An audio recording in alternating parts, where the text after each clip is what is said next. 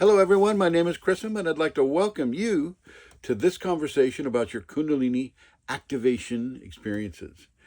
In this conversation, I'd like to talk with you about your posture and the importance of torsion dynamics to the spine.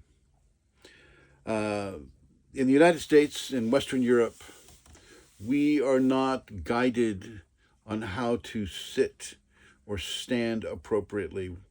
And so, therefore, we have levels of tilt to the pelvic system, to the knees, to the shoulders, and associated muscles to those areas of the body. And that tilt, or the drooping of one side or the other, even in a very small way, a micro way, will have an effect on how the Kundalini rises up the Citrine channel. Citrine channel is the hair-like thin channel that goes from the base of the tailbone all the way up to the fontanelle. And this is what the divine energy, the divine radiance follows as you open yourself completely into an awakening.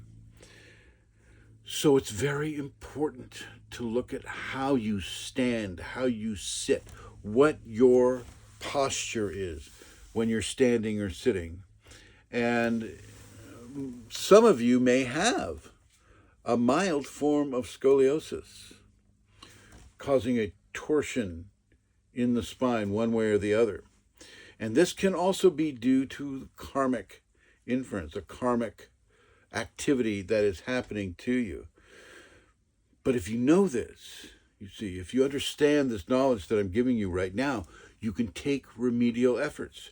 You can begin to improve your posture, improve how you sit in a car, improve how you sit in meditation, improve what you need to do in order to keep your spine as balanced and aligned as you can. Now, yoga can be very helpful for a person that is going into this. Very, very helpful. But the most important thing with this kind of yoga would be to do the appropriate stretching equally on both sides.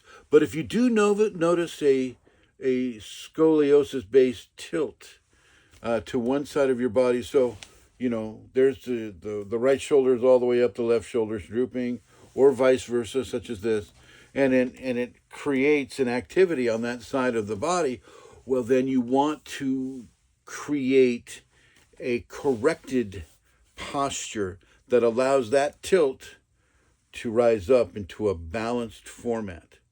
This is very important.